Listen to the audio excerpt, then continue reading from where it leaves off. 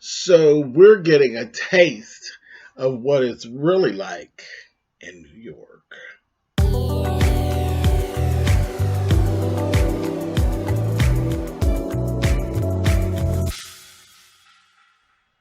Hey guys, thanks so much for clicking on the video. This is my review for season 10, episode 3 of Love and Hip Hop New York. Look, over here in New York, baby, these grown folks are over here banging and swinging and carrying on. I'm like, whoa, wait a minute. It's too early. We're only 3 episodes in and y'all carrying on. Anyway, we're going to talk about it. First thing we see is Chrissy, and we see Juju and Kimball. Y'all know I love me some Juju. Juju's so pretty to me. She is so pretty. She just looks like, she just don't even look real. She looks like an actual Barbie doll. She really is so pretty to me. But anyway, Juju and Stay Sharp. Stay Sharp. Juju and Kimbella go to Philadelphia with Chrissy for her event for the women's, the investment group that she's in with the women. And she was really nervous because she knew she has to come, and it's some grounds that she usually is not in. You know, Chrissy usually has her stuff in order and all of that. Now she has to stand in front of these people. All of this money's at stake, and let them know that I've been basically irresponsible. Though it wasn't really my fault how it ends up coming out, I look irresponsible, you know? And the whole trick to it is really not to play the blame game, but really to just come on out with it. And that's the thing. And that's, you know, kind of, yeah, real murky water. I wouldn't want to be in that position, but what the heck? She's going to go ahead and face it head on. So I was like, good for you, Chrissy. But yeah, Juju said, you know, investments and real estate and all of that. She's like, this is right up my alley. I'm really interested in actually doing this. So they go ahead and they go. While they're on their way there, Kim Bella tells Chrissy about the lunch. And she's like, you know, yeah, they were throwing shade and this, that. I was like, oh, Lordy. Okay. All right. Then we meet somebody now. Fresher. Spelled with a PH. And I actually love how it looks written. PHRESHER. His name looks real. I mean, it looks like show business. It does. It's perfect for a rapper. And then when you see him, he fits that name. I love his name. I love his name, and I love his name for him. He's from Brooklyn. He's a rapper. He's kind of, at this point, he's like a protege of Papooses. And where he came from was he had done a song with Cardi B. And then 50 Cent took notice to it and ended up getting into the mix. And then the next thing you know, there was a remix of it done with Remy. And boom, we had Fresher, and here he is. So he has his own music. Same thing, you know, he's really following Papoose' steps. We see him doing like press junkets and stuff with Pap. And he actually has his own, he's working on his own company as well. So he's actually collected artists of his own to actually work with and all that. And I was like, well, good for him. You know, interesting. So I said, looking forward to seeing exactly what's going on with him, because he's young. He's a young guy. And y'all know we love us some Pap. So I said, for Pap to be dealing with him as a protege, he got to be cool. He's probably going to be good news. So we're here for it. Fresher is not who he appears to be in the first scene, but we're going to talk about it. Anyway, moving on. Tahiri. We see Tahiri and Erica. Tahiri roll up. Erica and Safari were actually out. They were doing this actual photo shoot. Well, not really a photo shoot. It's like a video shoot for their invitations. Really cute. Really cute. You could even tell Erica was pregnant. And the shots and stuff, they were both in black leather. They were doing things on a motorcycle. I said, that's hot. That's hot. To have an actual a video invitation for your wedding. I thought that was real cute. Very, loving hip hop. It works. It really works. And I thought that was groovy.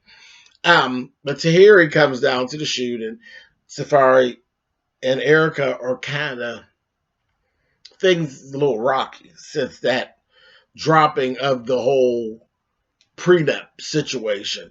He ain't real happy.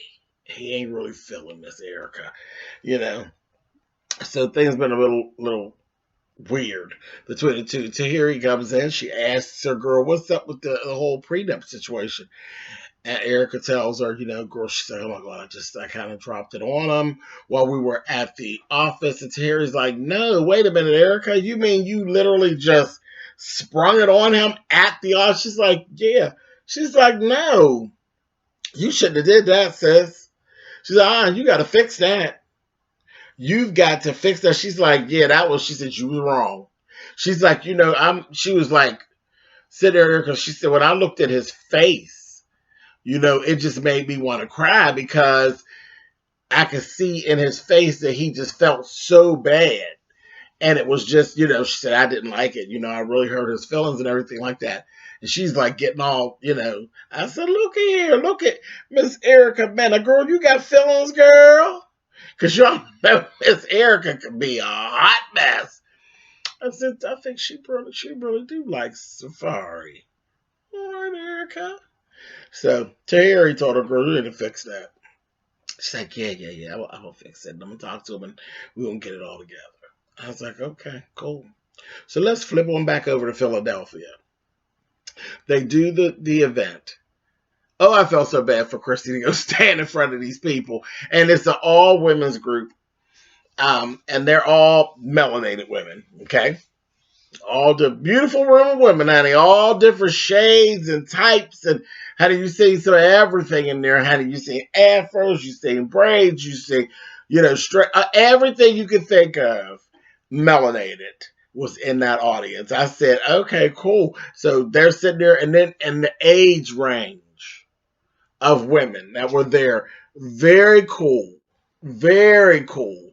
And I said, that's cool, because they're really, it looks like they're really going to pull off making some money, and that was cool. A whole range of women, melanated women, all those different ages and stuff. I was like, okay, cool. You saw like mothers and looked like grandmothers and all of that in there.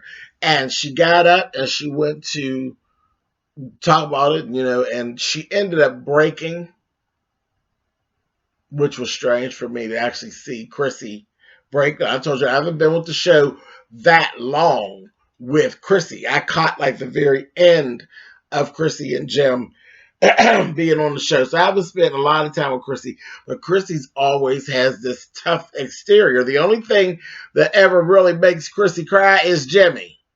Is what I see. Most things, Chrissy's just like has that tough girl exterior. So it's kind of rough to see her up there in that position.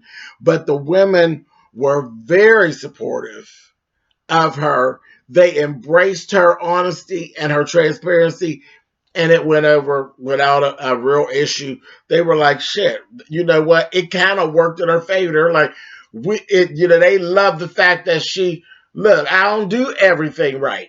I know I'm not a perfect person, and I am trustworthy. If some shit go down, I'm going to come to you as a woman, and I'm going to talk to you. I'm not going to try to cover it up. I'm not going to try to hide it from you. When some shit's going down is when why we in the group, to support it. And that's what they let her know. The one woman was a real pretty lady. Her hair was short, very short, and natural and platinum. Y'all know I live for platinum, baby. It was real sharp. She wrote up on her. She said, I'm so glad you just was so honest. She said, because right now I'm going through like the same thing. Done deal. Done deal. Maybe they embraced her and it's on and pop it. So I think she's on to something really good with this whole investment group. Um, yeah, I think they'll probably be more than just the money they're making.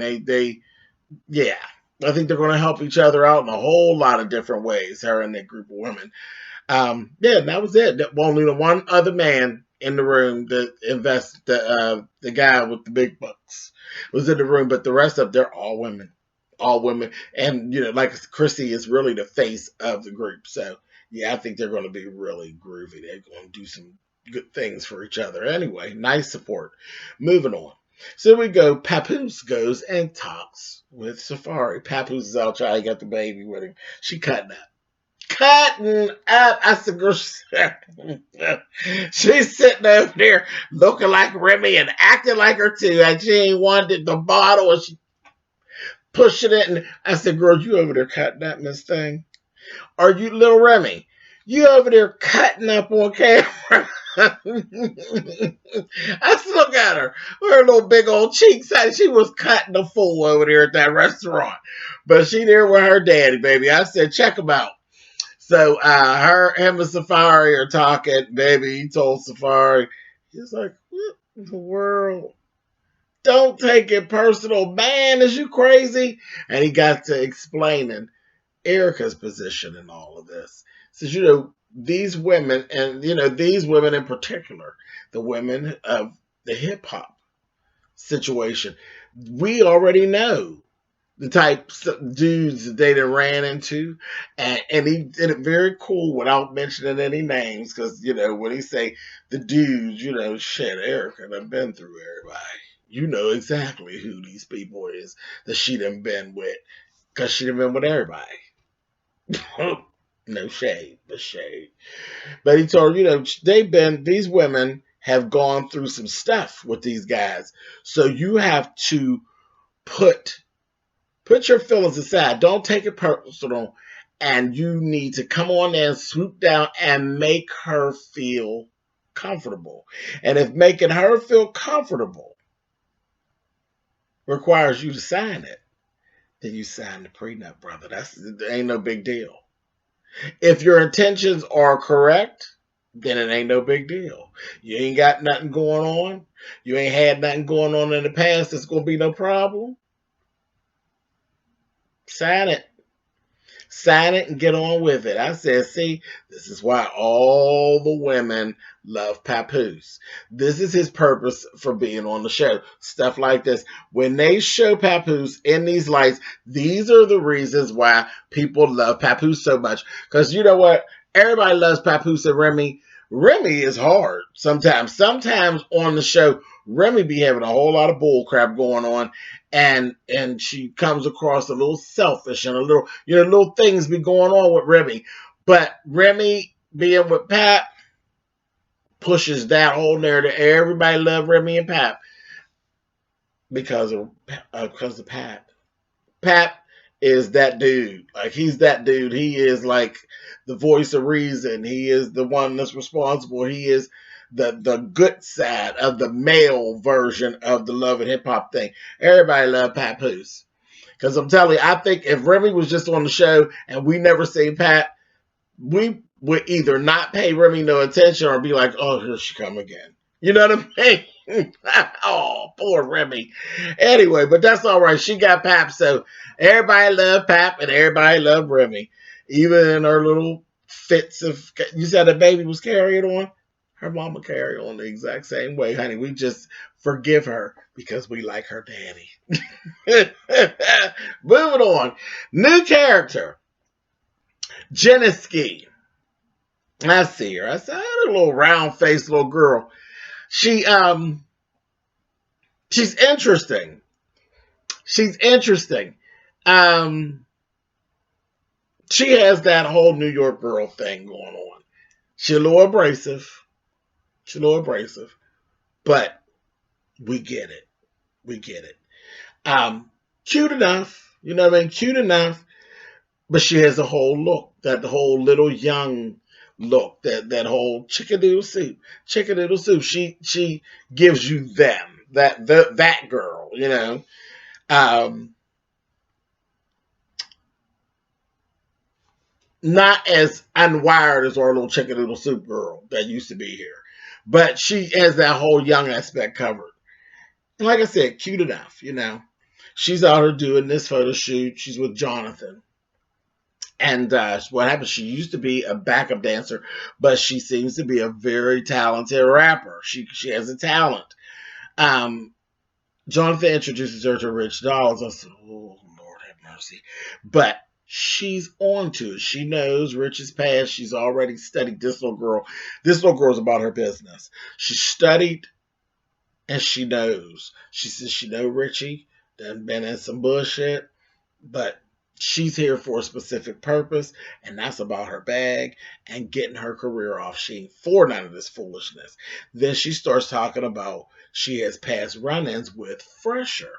Fresher has been baiting her and trying to get her to sign with him, yet he doesn't seem as serious as her. He's more trying to boothing her up is what it comes across as, and kind of like trying to make her his side chick. Um, she says, you know, he talked about putting her in, basically changing her reality, putting her in an apartment, a pretty apartment, getting her boobs and her butt done, and all of this, right? She's like, I never said I wanted my boobs or anything done. I'm comfortable in my A cup, but you know, whatever. So I said, oh. So right away, that kind of set my little antenna up. I was like, what's up with this Fresher? Now, we're going to have to see what's going on, because now when I'm seeing Fresher, I like his name. He not cute to me. He not cute to me. He talented. He can run them bars like Pap, and Pap basically put the stamp on him and say that he's okay. But this sounds a little sleazy, Fresher. But okay, we're gonna see what's going on. Let's see what's going on. But yeah, so this is the first we get of Miss Jeniski. Okay, so moving on. Chrissy is still in. She comes back to New York. She talks to Jim. She's talking to Jim on FaceTime. And I believe she was back. I don't think but then again, you know what? She might have still been she may have still been in Philadelphia, because she FaceTimed him instead of actually talking to him directly. So she might have still been in Philadelphia. But she told him about what had gone on and how things went and how she felt. And she's explaining herself. Not fussing, just, explaining herself, and that it went really, really well or whatever. Jim is over there acting like an ass. Jim is downplaying everything she's saying. Downplaying the fact that he has made this huge mistake and put her in this position. Eventually, baby, Miss Chrissy gave Jimmy this, honey. What you're not going to do, is try to act like my feelings are not valid. Click it. She hung up Mr. Jim's face. I said, okay, Jim, he deserved it. He was getting on my nerves. Maybe she clicked his ass with her thumb so quick. I said, oh, see, bye, Jimmy. She gave it to him. Anyway, moving on. We see Jonathan and Yandy. And they were talking real briefly at the nail salon. And Yandy was like, seems to me like the way things went down with that little lunch that we were at, seems like Miss Kimbella has an ulterior motive. Now, I was kind of battling with this, y'all. Y'all let me know in the comments if you all really get the feel that Kimbella has an ulterior motive where it comes to Yandy and this whole Chrissy thing. Or do you feel like Kimbella's trying to actually, be upfront and kind of make a friend with Chrissy and really want to live drama free and trying to bring everybody together? and be a friend. Like, okay, well, we're friends. I want y'all to get along, but if y'all don't, I'm not going to sit around while y'all talk about her. Like, I'm not going to sit around with her while she talk about you. Where do you think Kimbella is? I'm getting the feel that Kimbella, I'm kind of feeling a little bit of, I don't know about you, Miss Kimbella. She was just seemed so eager to let Chrissy know that she was being spoken about and that she had stood up for her. Just too eager to me. So just a little eager beaver, honey. I don't know.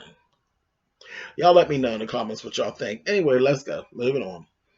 Safari and Erica they were out at dinner and they have a little conversation, and Safari tells her, I was talking to Pap and this, that thing, and the other, and just we talked about the prenup thing, and I think I really see where you're coming from, and I love you, and listen, whatever's gonna make you feel comfortable, I'm willing to do that for you. So I will sign the prenup. And she was like, okay. That was enough, actually, because just the fact that you are even approaching it like that, we don't need it. And she dropped it altogether. She said, we don't need it. And she's like, but now keep in mind, now, we got an agreement. If you mess up, what you got is what's yours is mine. But we don't have to sign that prenup. That's fine. And he just like laughed, or he was like, you sent me through all of this for nothing. What you got going on, lady? So that's a mistake. But whatever, Erica. It's a mistake, girl. You had him where you wanted him, and then you messed up. I didn't agree with Pat from the door. Because Erica, girl, I don't trust you.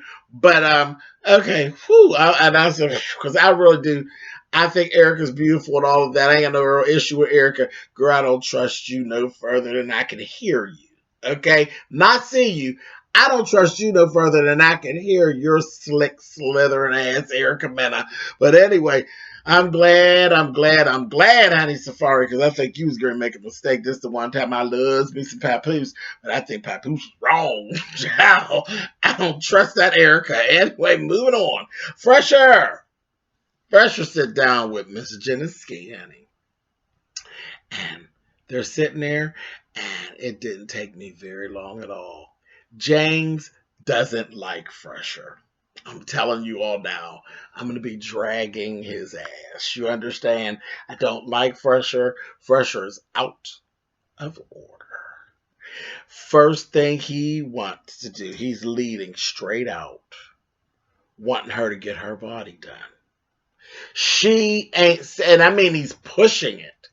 He's like pushing it and giving her this whole thing of like she ain't going to be able to make it unless she becomes this cookie cutter version of Nicki Minaj or Megan Thee Stallion or one of them. You got to have these boobs and you got to have this butt. You ain't got to do shit. So that was a total turnoff to me. As far as things go, like I said, she cute enough. She a little tiny little thing. The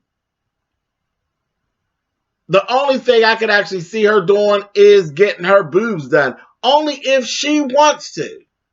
Now, her chest is a little flat. I'll give you that. Her chest is a little flat. But it don't, so what? If she comfortable with her chest like that, fine. But I wouldn't say you got to do nothing, you know what I mean, to be able to be, you can be successful. Shit, Diana Ross is one of the most successful women in the business, and Di got an OA cup. You don't have to be a cookie cutter version of anything. But the only type of body work, period, that I can see her even bothering with would be a boob job, and that's sort of like with Kelly Rowland of Destiny's Child. Kelly Rowland was just fine. But when Kelly got her breasts done, now it's perfect. But that was something Kelly wanted to do. Kelly ain't did that because she thought she couldn't make it. Kelly had done already made it. So no, baby, you ain't got to, Miss Jeniski, you ain't got to do nothing. You ain't got to do nothing but do your music. And I'm glad that it seems that her head is on straight enough to know that, because she was, getting with him, and he's like trying to shut her down. And it just made him come across to me like he was giving me old pervert. It was giving him pervert tease. He was over there looking at, just kind of looking like he didn't want to hear, like he didn't want to hear it. I want you to look how I want you to do, and all of that. I didn't like it. I didn't care for it. And he was looking over there looking slimy like my Jamaican guy. Oh, I was like, I don't like you. I don't like you at all. You're giving me slick slithering tease. I don't like it. I don't like it. I don't like you. I don't like what you stand for. Fresher, I like your name, but the hell with you, Fresher. I don't care for him, y'all. I'm going to be dragging his ass. I'm telling y'all now. Anyway, she invites him to her showcase. She got a showcase coming up. And she basically let him know Rich Dollaz is in the mix. And there's other people who are actually trying to get at me. But I want you to come and you could kind of experience what it is that I really do. And, he even threw that thing at her like, well, he was just old backup dancer. First of all, her body didn't suffer from being a backup dancer. Because everybody knows in the video business, they want you boom, bang, pow. So she did all this backup dancing work, and ain't nobody bothered her. So you're really not correct in what you're saying. We're kind of moved past some of that. You give a creepy tease. Anyway. And it was even the meeting didn't feel like a business meeting. It felt like he wanted to screw her. Champagne and all of this old dimly lit restaurant. You're a creep. You're a goddamn creep. Anyway, he gets to talk about Richie. Now he got issues with Richie, and Richie look good. Richie done lost weight and he looks like his health is much better. Richie look good. When they flashed, I said, look at Richie all pushed up in the chest and everything. Richie look good. But he's going on giving Richie like Richie's old news and this, that, and the other. I was like, you are sweating and I smell hater. So, yeah, that was that. Anyway, moving on. Last thing. Jonathan's having a fragrance launch, okay? So, Kimbella comes in. It's Kimbella and Juju. Juju sharp as ever, as usual. Got this fox stole. I said, Miss Juju. Big, she's so big and tall over there. Look like a black Barbie doll. Honey, had that ponytail. I said, girl, give it to a girl. She comes in, and Jonathan's there, and Sin, and Yandy. And they start their having this conversation. And Jonathan, they're trying to downplay. Jonathan and Sin are really downplaying what was actually going on at that table. I told you all last week. I felt like Sin brought the drama to the table and threw it out and then sat over there like a slick old bone carrier. And then Jonathan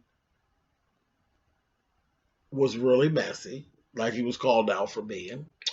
Yandy, I didn't feel did anything wrong. Yandy's not friends with Chrissy. So she basically was finding out some tea, and she's like, tea was piping hot. So Yandy did what she was supposed to do, but she didn't get ultimately messy. All she said was, lost that house. That was right around the time I stopped managing them. That's all Yandy said. Kimbella then got to, she's so offended and y'all being messy, and she had to get up and leave, and she really was putting 20 on 10. Well, nothing's different. Tonight she comes in and she's doing the same thing. They got this conversation. This conversation got very heated very quickly. And she's basically telling them, this, that, thing, and the other. And Kimbella's putting 20 on 10. Yandy is defending herself and saying, I never threw shade. I just read the article and was like, wow, okay, this is what happened. Jonathan is definitely downplaying his part in it and the things that had gone on. Because remember, the last time they seen each other, he was talking major shit to her. And she was saying, you know, the last time, that's what got it really kicked off. Like, last time we seen each other, you didn't treat me very well, Jonathan. And he didn't. He didn't. He didn't. That was an issue. That was more of an issue than what was actually at the table. Because why did Jonathan even have to go there with Kimbella the way he did? Talking about her clothes and her hair. And he basically attacked her. That just wasn't cool when they supposed to be friends. But again, that's messy ass Jonathan tease. Next thing you know, Chrissy walks in. And all of this is going on. Chrissy walks right into it. And now Chrissy said, well, why is everybody yelling? And what is really going on? Now, you know, she's already heard what Kimbella's side of the story is, where Kimbella had already put 20 on 10. She's back putting 20 on 10 now, live and in person. And Chrissy's kind of stuck there.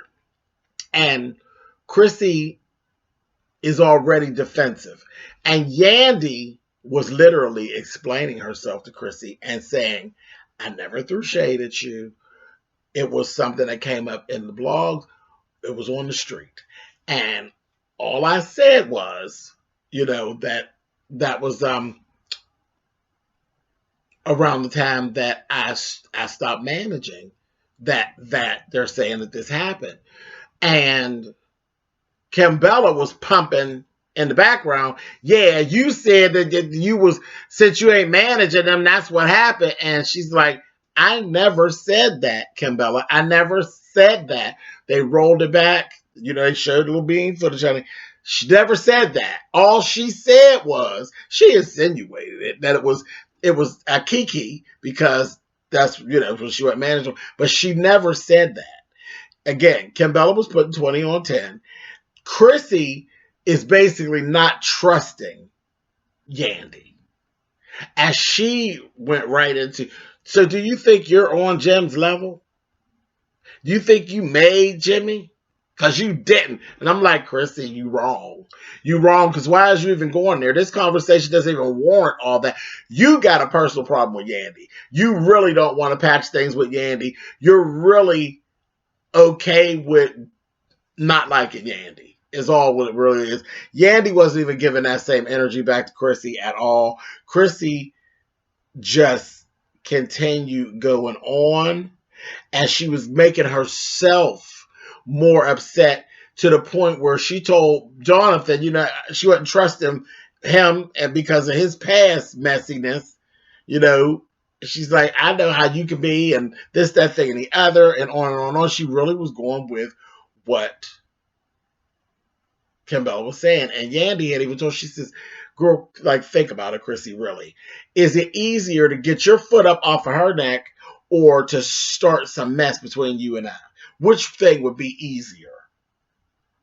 And she's trying to make her see, but Chrissy don't like you, so she's not really listening. And next thing you know, Chrissy's going on and telling Yandy, I feel like you push a bitch, and I'll fuck your eyes. Like, Chrissy, you're not thinking straight. You don't want to be friends with Yandy, and you're just listening. And Kimbella, you literally have put 20 on 10, and I feel like there's a smirk on your face right now, Kimbella. I don't know. Anyway, I've talked long enough. You all tell me what y'all think about what we saw. I think Kimbella is playing with fire. I think it's going to flip back around, and I think before this is all over with, you playing with fire, Kimbella, Chrissy probably going to fire your ass up yet again.